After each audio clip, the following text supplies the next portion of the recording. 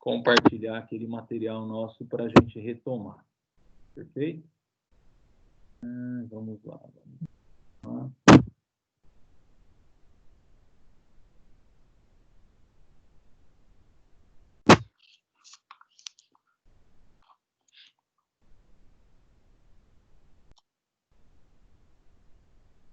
Vamos abrir aqui.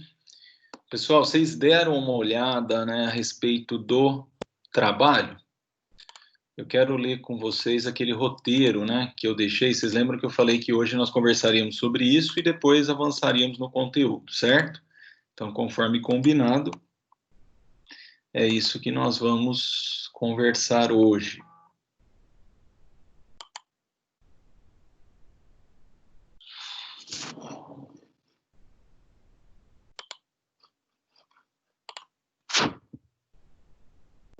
Tá bem lento aqui, não sei se é internet, alguma coisa, acho que é o frio.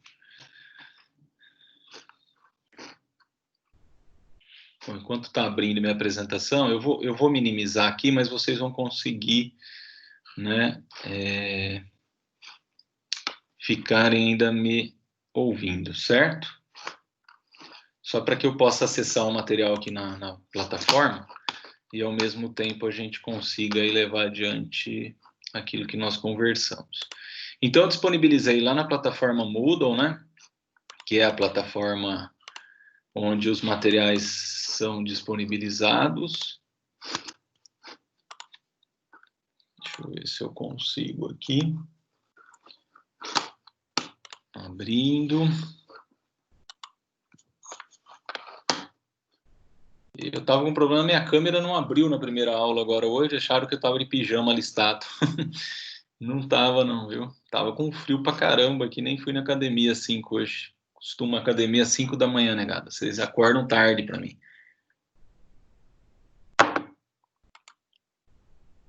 Aqui, ó. Então, o que nós disponibilizamos aqui, ó? Um fórum sobre o adimplemento indireto, que eu não deixei nenhuma questão ainda, vou fazer isso depois do trabalho, depois da semana que vem, né? Já deixei as videoaulas todas organizadinhas, né?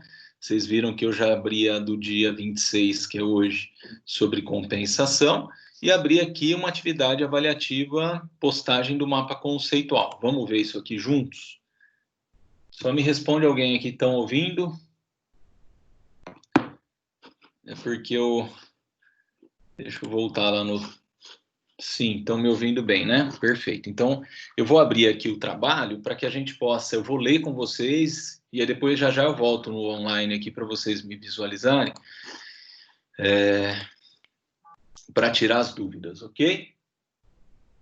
Então, vamos lá. Então, eu deixei para vocês 2 textos de apoio explicando como é que se constrói um mapa conceitual e também um roteiro. Eu vou abrir aqui o roteiro para que a gente possa ler juntos, né? Deixa eu ver se eu consigo abrir esse roteiro. Abrir. Então, vamos lá. Então, a atividade que tem 20% na nota final, ou seja, vale de 0 a 2, ela consiste na elaboração de um mapa conceitual sobre uma das formas de transmissão das obrigações. Ah, professor, eu quero falar sobre as 3. Tudo bem, não tem problema. Como o grupo ficou grande aí, eu acho até interessante. Então, vocês vão abrir uma raiz maior lá, transmissão das obrigações, e depois falar sobre cessão de crédito, assunção de dívida e cessão de posição contratual. Então, o conceito, né? Eu deixei aqui para vocês entenderem o contexto da matéria que vai ser objeto do mapa conceitual. Então, a cessão em sentido amplo pode ser conceituada como a transferência negocial. Nós já vimos um pouquinho de cessão, né, por conta dos artigos, inclusive na compensação tem um artigo que fala de cessão de crédito. A título oneroso ou gratuito de uma posição na relação jurídico-obrigacional, tendo como objeto um direito ou um dever com todas as características previstas antes da transmissão, ok? Então, na realidade, aqui é o conceito do conteúdo do mapa conceitual, né? O mapa conceitual, ele tem por objetivo, é uma estratégia de ensino que tem por objetivo uma aprendizagem significativa. O que quer dizer? É aquilo que vai ficar na memória de cada um de vocês por muito tempo. Ou seja, aquilo que vai ficar na memória RAM que vai ser acessado com constância. Por quê? Porque é a maneira pela qual nós estamos tendo uma metodologia de ensino diferenciada. Eu já expliquei como isso é utilizado em outros cursos, né? Em especial na medicina. E aí vem aqui o seguinte, tem um resumo, né? Os mapas conceituais são propostos como uma estratégia potencialmente facilitadora de uma aprendizagem significativa. Além disso, se apresenta como uma fundamentação teórica e, né, são dados exemplos particularmente na área de ciências, mas nada impede aqui na área também de humanas. Então, aqui nós temos o que são mapas conceituais. De um modo geral, os mapas conceituais ou mapas de conceitos são apenas diagramas indicando relações entre conceitos ou entre palavras que usamos para representar conceitos. Lembrem-se que não se confunde mapa conceitual com mapa mental e nem com aqueles organogramas, tá? Os mapas conceituais, embora sejam diagramas, mas são diagramas significados, né? Que têm relações significativas, de hierarquias conceituais, se for o caso. Isso também os diferencia das redes semânticas que não necessariamente se organizam por níveis hierárquicos e não obrigatoriamente incluem apenas conceitos. Então, mapas conceituais... O Renan, isso aqui está lá naquele fórum sobre a avaliação do segundo bimestre. Tem 3 arquivos, um deles está em Word, que é essa atividade dirigida aqui. Ele é o penúltimo tópico do nosso portal lá do terceiro C do direito. Eu deixei lá, o último é a avaliação de recuperação, o penúltimo é isso que eu estou dizendo. Aí você clica nele, tem 3 arquivos, 2 em PDF e um em Word, ok?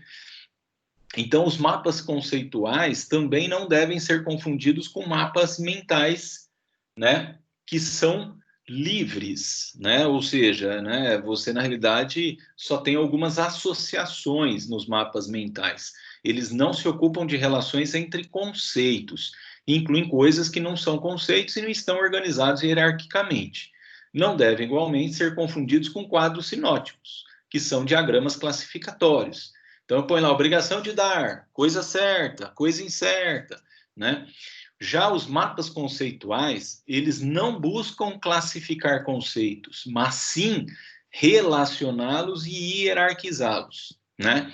Então, assim, nós já temos uma ideia, é aquilo que eu disse para vocês, se vocês jogarem lá no Google, mapas conceituais de obrigações, aparecerão muitos, mas eu sei distinguir o que é aquilo lá, porque eu já vi vários. Né? Não partam daquilo. Aquilo vocês podem dar uma olhada para ver ter uma ideia de um exemplo, tá? Então, como é que eu vou partir? Eu vou partir de um silogismo maior, né? De um vocábulo, um conceito maior que eu estou dando para vocês, que é o conteúdo da matéria. Qual que é o conteúdo da matéria? Transmissão de obrigações.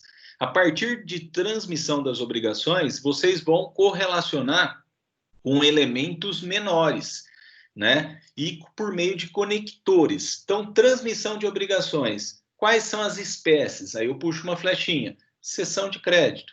Outra, né? Cessão de dívida ou assunção de dívida. Outra, cessão de posição contratual. O que é importante? Sempre parte de uma premissa maior para menor e também os conectores devem ter significados. Por quê? Porque aí que é interessante a aprendizagem significativa, né? E aí eu trouxe de forma muito explicativa como é construído um mapa conceitual. Aí vem, tem toda uma receita de um bolo aqui, ó. Identifique os conceitos-chave do conteúdo que vai mapear e ponha-os em uma linha. Limite entre 6 e 10 o número de conceitos. Então, o que vocês vão abordar? Transmissão de obrigações, cessão de contrato, cessão de dívida, cessão de crédito. Esses são os conceitos. Ordene os conceitos, colocando os mais gerais, mais inclusivos no topo do mapa e gradualmente vá agregando os demais até completar o diagrama de acordo com o princípio da diferenciação progressiva, ou seja, do conceito maior para o conceito menor. Algumas vezes é difícil identificar os conceitos mais gerais, mais inclusivos. Nesse caso, é útil analisar o contexto no qual os conceitos estão sendo considerados ou ter uma ideia da situação em que tais conceitos devem ser ordenados. Se o mapa se refere, por exemplo, a um parágrafo de um texto, não é o caso, né, pessoal? Aqui nós estamos trabalhando um conteúdo, né, de transmissão das obrigações. Então, não vai ter um conceito mais limitado, porque o material, o conteúdo é abrangente. Ok? O 4, conecte os conceitos com linhas e rotule essas linhas, com uma ou mais palavras-chave que se explicitem a relação entre os conceitos. Então, o conceito, as palavras-chave, devem sugerir uma proposição que expresse o significado daquela relação. Então, um exemplo, transmissão das obrigações vai estar ligada às espécies cessão de crédito. É uma espécie. Então, na proposição, na conexão, nesse elemento conector, né, eu vou ter uma flechinha saindo de transmissão das obrigações e chegando em cessão de contrato, ou em cessão de crédito, ou em assunção de dívida. Né? Essas são espécies. Depois eu vou ter a cessão de crédito, onde eu vou ligar outros conceitos menores a fim de relacionar a isso, né? As setas podem ser usadas quando se quer dar um sentido a essa relação. No entanto, o uso de muitas setas acaba por transformar o mapa conceitual em um diagrama de fluxo. Por isso que eu falei, leiam primeiro. O grupo tem que ser dividido. Uns vão trabalhar, né, a metodologia do conceito, do mapa conceitual, como construir. Outro vai ajudar com software para a montagem do mapa conceitual e outros membros vão trabalhar com o conteúdo que vai ser abordado no mapa conceitual, que é o conteúdo de transmissão das obrigações. Né? Evite palavras que apenas indiquem relações triviais. Nós temos que ter relações horizontais, né, e também cruzadas, ok? Exemplos podem ser agregados ao mapa, embaixo dos conceitos correspondentes. Em geral, os exemplos ficam na parte inferior do mapa. Geralmente, o primeiro sentido do mapa, ele tem simetria pobre e alguns conceitos ou grupos de conceitos acabam mal situados em relação a outros. Nesse caso, é útil ou necessário você sempre fazer uma autocrítica, o grupo, para reconstruir o mapa. Como vocês vão estar com uma ferramenta eletrônica, isso é muito fácil e flexível. Olha, isso aqui não ficou legal, vamos mudar o conector aqui, vamos mudar a seta para esse aqui, né? Talvez nesse ponto você já comece a imaginar outras maneiras de fazer o mapa, outros modos de hierarquizar os conceitos. Lembre-se que não há um único modo de traçar um mapa conceitual. À medida que muda sua compreensão sobre as relações entre os conceitos, ou à medida que você aprende ou tem conteúdo agregado, seu mapa muda. Olha que interessante, um mapa conceitual é um instrumento dinâmico, refletindo a compreensão de quem o faz no momento em que o faz. Não se preocupe com começo, meio e fim. O mapa, ele é estrutural, não sequencial. Por isso que não é um organograma e nem um mapa mental. O mapa deve refletir a estrutura conceitual e hierárquica, né, que está sendo mapeada. E aí é interessante, ó, compartilhe seu mapa com colegas. Isso nós vamos fazer porque todas as postagens ficarão abertas, né? O mais interessante é que depois nós poderíamos abrir o mapa e discutir na sala. Vamos tentar fazer isso.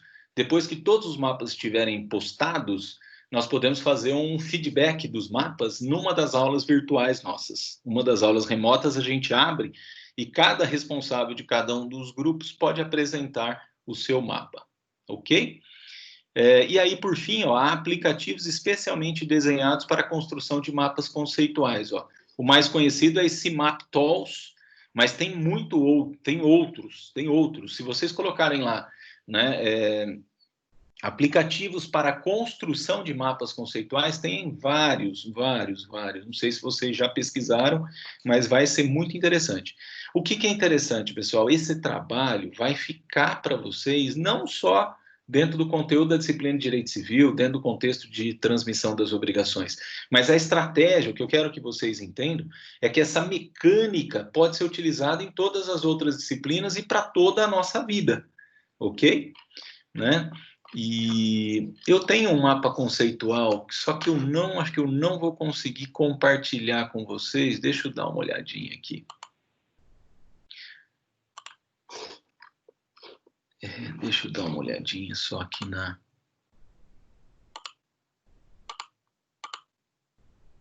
Deixa eu só colocar a matéria no prumo aqui. Pronto. Deixa eu ver onde que eu tinha o mapa aqui. Eu vou ver aqui, Duda. Espera aí, só um minutinho.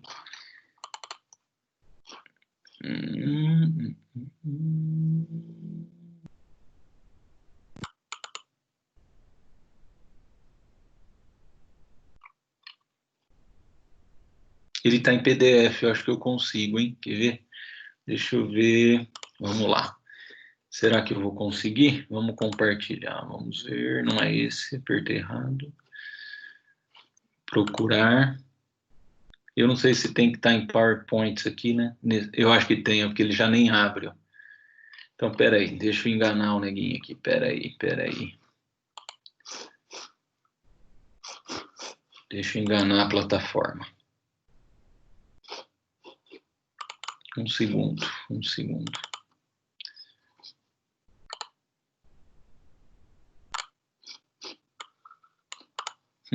Quem falou que eu consigo copiar esse trem aqui? Compartilhar.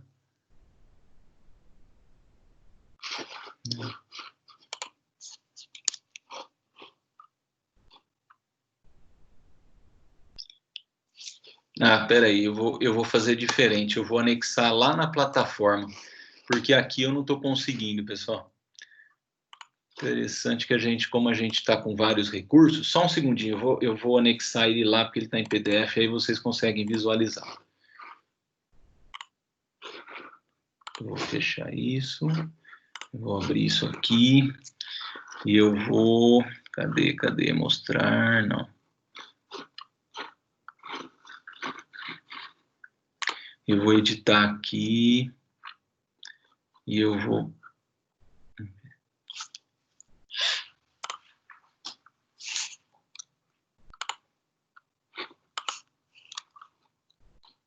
Eu tinha me esquecido que eu tinha um mapa aqui de obrigações, que é muito interessante, viu?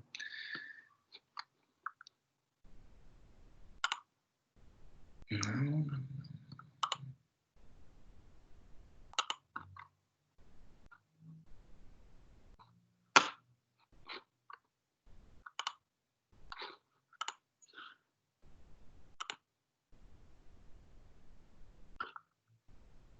Ó, pessoal, se vocês... Deixa eu ver. Ó, vou salvar. Tem lá, ó, texto, mapas conceituais, tá mapa... Só que ele tá titulado, tá equivocado. Deixa eu até arrumar isso aqui para vocês não se confundirem. Pera aí. Eu tinha colocado ele aqui, ele tá nomeado... Tava como mapa mental. Mapa conceitual obrigações. Beleza, vou salvar. Pessoal, entrem lá agora no Moodle, lá na plataforma, e tentem abrir o que eu coloquei lá. Eu coloquei lá no mesmo local, no Fórum do Trabalho, eu coloquei um exemplo de mapa conceitual de obrigações. Vê se vocês conseguem abrir. Que aí eu abro aqui também, e nós vamos, só para ficar bem claro esse trabalho e vocês entenderem bem o que eu estou querendo. Aqui é uma noção geral de obrigações. Alguém me responde aí se conseguiram abrir.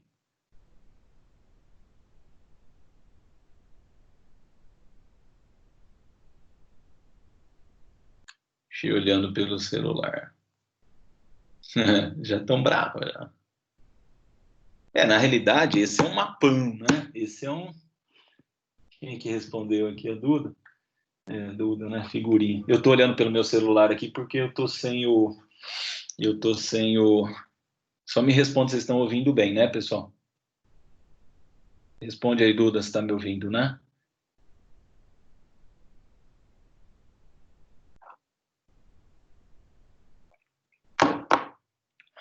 Conseguiram abrir? Não, legal. Então, olha só para vocês verem que interessante. Ó, esse é um exemplo de mapa conceitual, né? Olha onde eu parti, né? Olha, dos elementos gerais. O que nós estamos estudando? Obrigações. Vocês viram que eu coloquei isso daqui como algo mais importante. O que vocês vão colocar é transmissão das obrigações. Aí, as obrigações têm elementos constitutivos, não tem? Tem, ó. Então, eu liguei um conector e seus elementos constitutivos. Aí eu desci, ó. Os elementos constitutivos ligam os sujeitos, credor e devedor, que é o sujeito ativo e passivo. Eles possuem um objeto que é mediato e imediato e tem um vínculo jurídico com o poder sancionador. Isso do lado esquerdo do mapa, ó. Eu não estou no meio do mapa, estou do lado esquerdo aqui do mapa. E aí eu abro, ó, o elemento objetivo imediato, né, que exterioriza, que materializa as modalidades obrigacionais, ó, dar, fazer ou não fazer, são representadas por estas modalidades. O objeto mediato é aquele bem jurídico, é a coisa protegida, e o vínculo jurídico é o elemento da coercibilidade. Viram que legal que fica? Aí, no meio, eu vi, as obrigações nascem da onde? Por meio das suas fontes obrigacionais, né? Então, quais são as fontes, né? Eu tenho fontes imediatas, que é a própria lei, e fontes mediatas, que podem ser por meio do contrato, negócio jurídico bilateral, negócio jurídico unilateral ou ato ilícito, na figura do abuso do direito ou ato ilícito em si. Aí, o que é horizontal e o que é cruzado? O cruzado é quando eu tenho essas flechas ligando um lado para o outro, né? Quando é horizontal, elas estão no mesmo patamar, né? Que nem elementos constitucionais, elementos constitutivos, obrigações, relações jurídicas. E olha que interessante, por fim, as obrigações podem formar relações jurídicas que vinculam as pessoas do credor do devedor. Esse devedor aqui ficou solto, ó, isso aqui faltou uma seta. As relações jurídicas são transitórias e têm conteúdo patrimonial. E aí, o que é o cruzado que eu falei? Ó, fontes obrigacionais imediatas decorrem da lei, e aí fundamentam também, as obrigações estão fundamentadas na lei. Ou seja, tudo tem um sentido. Não fica claro para vocês vendo esse mapa conceitual, todo aquele conceito inicial da matéria, todo aquele conteúdo que nós vimos, vocês não conseguem rememorar de uma maneira mais fácil, lendo ou traduzindo por aqui?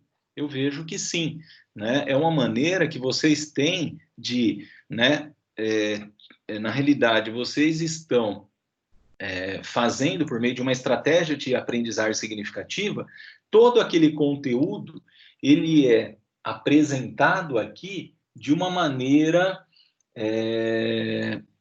não há necessidade, Duda, você não tem que ficar abrindo conceitos de cada um deles, entendeu? Vocês podem trazer alguns exemplos, se quiserem, vocês se recordam que o próprio texto do roteiro fala dos exemplos, né? Mas não há necessidade de vocês abrirem, ó. O que é o sujeito credor ativo? É aquele que vai receber o objeto. O passivo, vocês até podem aqui na ponta serem mais exemplificativos ainda, mas não há necessidade. O mapa conceitual, ele tem que ser mais genérico, mas ele tem que falar por si, por meio, eventualmente, aí, né, desses cruzamentos, desses elementos conectores, ok? Então, isso é um mapa conceitual. Então, eu apresentei para vocês um roteiro de como se faz, há 2 textos bases explicando como é que é um mapa conceitual. Há vários softwares que vão ajudar vocês a construir o mapa, e tem um exemplo aí, né, de um mapa conceitual que trouxe aquela primeira visão da parte de obrigações. Há alguma dúvida, pessoal? Ficou claro para vocês? É um trabalho em grupo, é um trabalho que, né, embora vocês tenham aí até a semana que vem, né, ficou até o dia 2, né, para vocês me apresentarem, né, hoje é dia 26, mas eu tenho certeza que, diante de tudo que nós conversamos, vocês têm plenas condições nessa semana aí, né, de construírem esse mapa conceitual. O que é mais importante? É aquilo que eu disse, vocês têm que ter uma estratégia grupal, ou seja, vocês têm que se dividir, né? Quem tem mais facilidade com os recursos tecnológicos? Você vai atrás da ferramenta e você vai ver outros exemplos de construção de mapas conceituais envolvendo o direito das obrigações, né, para nos auxiliar. Bom, quem vai partir para a parte dos conceitos em si? Eu vou ler, então, a matéria de transmissão. Um lê cessão de crédito, outro lê cessão de posição contratual, outro lê assunção de dívida, né? E outros membros do grupo poderão ler exatamente tudo sobre mapa conceitual para ajudar a conciliar a tecnologia, a forma de se fazer e o conteúdo do direito que vai ser colocado nesse mapa conceitual. Perfeito? Então, vamos em frente agora. Então, é isso. Essa atividade, lembrando, vale 20% da nota de vocês, né? Os outros 20%, nós vamos abrir algumas questões nos fóruns e também a participação remota pelo Teams. E os 60% que vão ser obtidos pelo questionário.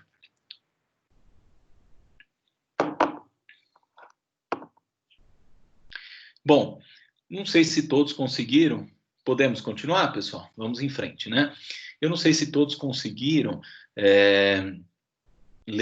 assistir a videoaula. Eu gravei a videoaula, mas esse conteúdo é um conteúdo chatinho, né? Um meio indireto bem... Vocês já ouviram falar em compensação? A vida é cheia de compensações, não é? A gente ouve muito isso, né? Olha, eu vou compensar o filho que fez a arte deixou de ter o brinquedo, ou o filho que faz a tarefa e vai ter, obviamente, a guloseima da tarde, e assim por diante, né? Eu posso sim, Renan, posso sim. Na realidade, eu só vou enunciar, então, o que é o conceito de compensação e as suas espécies, e amanhã, depois que vocês assistirem a videoaula, aí a gente avança nos artigos do Código Civil, que são bem complexos, tudo bem?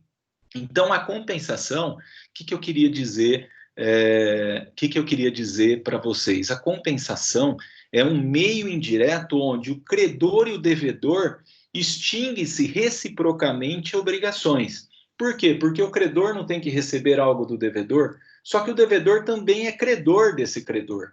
Ou seja, até onde houver a equivalência de valores, ocorrerá a compensação. E aí a gente já entende o seguinte, a compensação, em linhas gerais, ela pode ser total ou ela pode ser parcial. O que é total? Ambos têm um crédito para com o outro de 100 mil reais. Então, até onde houver equivalência, nos 100 mil, a dívida está extinta totalmente. Só que pode acontecer que um tem um crédito de 100 e o devedor que deve os 100, mas tem um crédito de 50 para o seu credor. Consequentemente, aí até onde houver a equivalência, que é no 50, ocorrerá a extinção da dívida por meio de uma compensação parcial. Ok? Bom, aí, o que eu gostaria de dizer para vocês? Nós só vamos ver 3 artiguinhos, que é bem o início, e amanhã a gente entra nos artigos mais complexos, depois que vocês assistirem a videoaula e caminharem com o conteúdo que está disponibilizado também na bibliografia do Tartucci, do Carlos Roberto Gonçalves e assim por diante. Os artigos iniciais da compensação indicam as suas espécies. Quais são as espécies de compensação? Eu tenho a compensação legal, eu tenho a compensação convencional e a compensação judicial. Ou seja, eu tenho 3 espécies de compensação. O artigo 368, ele diz o seguinte: se 2 pessoas forem ao mesmo tempo credor e devedor uma da outra, né, as 2 obrigações extinguem-se até onde se compensarem. É exatamente o que eu disse para vocês. E aqui se enfoca o chamado princípio da reciprocidade.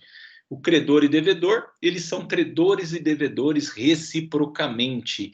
Né? O professor José Jair, na aula lá de TGP, ele fala muito da identidade e da reciprocidade, né?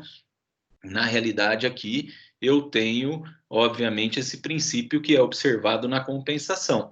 Já o artigo 369, ele fala assim: a compensação efetua-se entre dívidas líquidas, vencidas e de coisas fungíveis. Então, hoje nós vamos parar nesses artigos que vão dar muita discussão.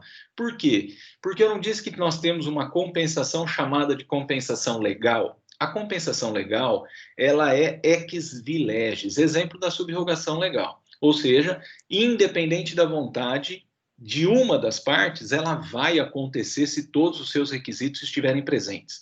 Então, nós já vimos o primeiro dos requisitos, que é o requisito da reciprocidade. Ele contempla exceções, vocês vão ver amanhã no artigo 371. Depois nós temos outros 3 requisitos que completam os 4 requisitos da compensação legal. Vamos ver? O segundo requisito, a dívida deve estar vencida, exigível. Ou seja, a dívida tem que estar possível de ser, né, cobrada. O terceiro requisito, na realidade, é a liquidez. A liquidez indica que a obrigação ela é certa quanto à sua existência e determinada quanto ao seu valor. Eu não posso ter uma obrigação que tenho lá um título de crédito de 100 mil reais e uma ação condenatória por um acidente de trânsito que ainda não foi julgada. Entenderam? Então, uma obrigação é líquida e a outra é ilíquida, porque eu não tenho título ainda. Vocês lembram quando nós falamos de obrigações líquidas e ilíquidas? E, por último, é o aspecto da fungibilidade. Eu posso ter um apagador e um giz, eu posso ter um animal de raça e um outro objeto, vamos pegar uma saca de café, todos são objetos fungíveis, não são? Porque são substituíveis, são. Só que a fungibilidade que diz respeito à compensação aqui é a fungibilidade homogênea entre os objetos. Eu só compenso giz com giz, café tipo 1 com café tipo 1, gado Nelore com gado Nelore, entenderam? Dinheiro com dinheiro. É assim que dá a compensação legal. Então, para enfocar e enfatizar bem, a compensação legal é uma das espécies de compensação onde, independentemente da vontade de uma das partes, ela ocorre ex vileges, se preenchidos os seus 4 requisitos. Quais sejam?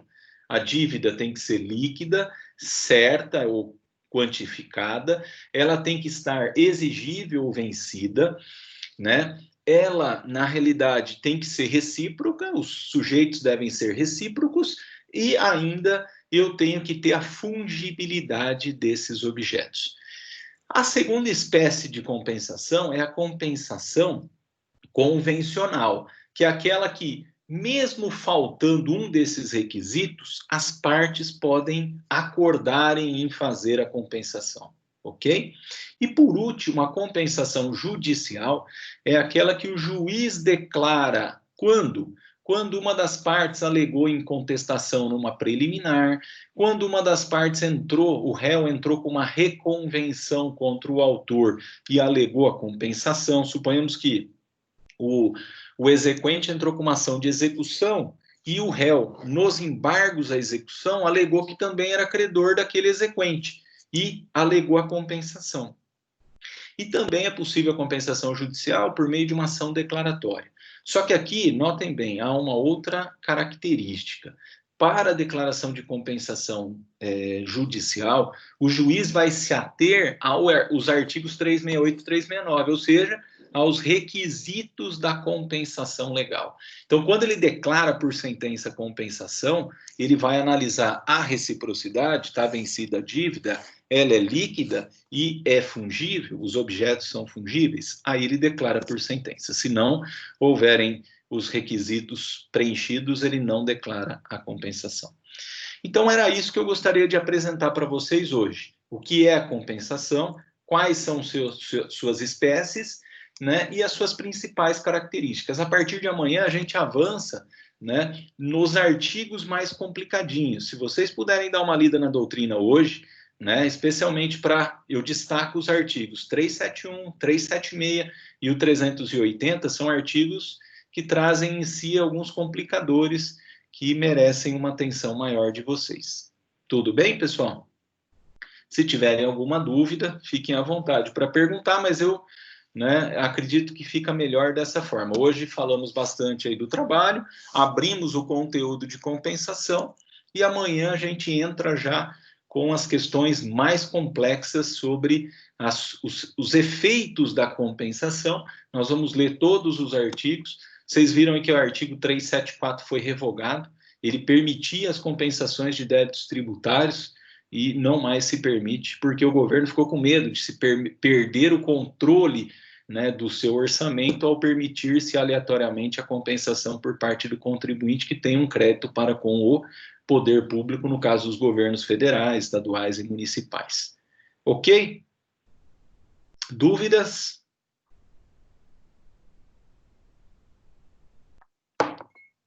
Então, amanhã a gente volta, né, às 8 horas, 8h10, para que a gente avance aí com os efeitos jurídicos da compensação. Perfeito, pessoal? Então, vamos encerrar aqui a nossa gravação.